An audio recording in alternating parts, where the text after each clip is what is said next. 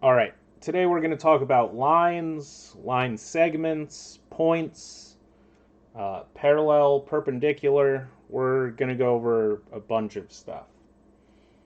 So, first, all right, uh, this right here are four lines, okay? You can tell they're lines because they have arrows going um, both ways, okay? So that basically means these arrows uh, basically mean that the line goes on forever. Okay, in both directions.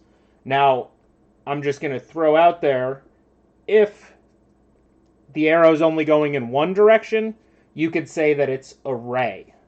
Okay, and so how you write these things would be let's say DA, this is the ray because it's a point, but then it goes forever going in one direction. That would be like this, and then like that. Okay, so that would be ray DA. Now, if we were to put the arrow back and we were to write this,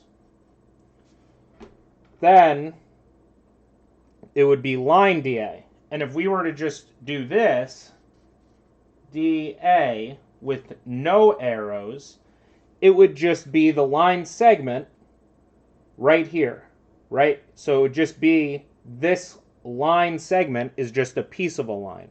A line goes on forever in both directions. A ray goes on forever only in one direction and then stops at a specific point. So in this case, it was D. Okay? So those are a ray, a line segment. Now, for a line segment and a line, it doesn't matter what order you put them in, right? So A, D, and then for this one, A, D, line segment. Still talking about the same thing. But for rays, you need to start with the point that stops. Okay, so you need to start with the D in this case, right? And then it would be the ray would start here, go through A, and then go forever. Okay, so that's lines. So that's basically lines, rays, or rays, lines, line segments. All right. So now we can get through a little bit more here. So let's say we're going to go for parallel lines, talk about parallel lines and perpendicular lines. So parallel lines basically mean two lines. You can think of like train tracks. No matter how far the lines go in one direction or another, they will never intersect. And so that means that they would always be the same exact amount apart. So just like train tracks, right? Each side of the train track, the train tracks never get smaller or larger. They stay exactly the same amount apart. And so those are parallel lines. So these two lines would be parallel, or these two lines would be parallel. Obviously, I didn't draw them exactly perfectly, but we can imagine that they would be. Now, perpendicular lines are lines that cross each other, okay? And if they are perpendicular, it means that they create right angles, okay? So that means that that if these lines are perpendicular, it would create 4 right angles. Okay, so this angle, this angle, this angle, and this angle would all be right angles.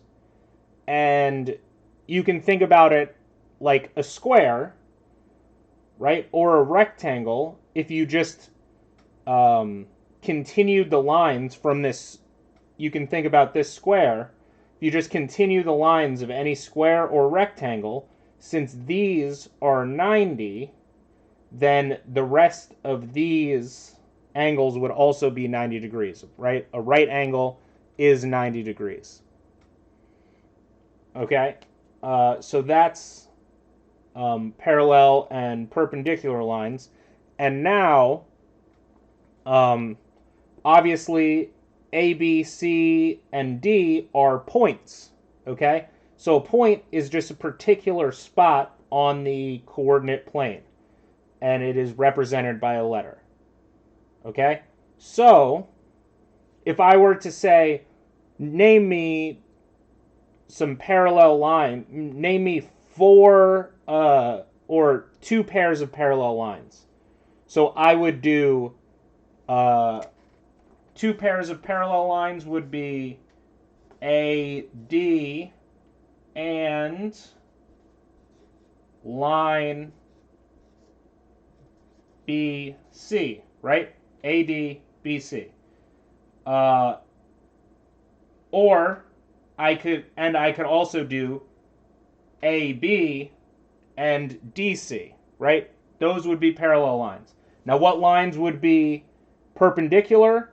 AD and AB would be perpendicular, or AD and DC would also be perpendicular, right? So that's just a quick rundown of lines, line segments, points, and parallel and perpendicular.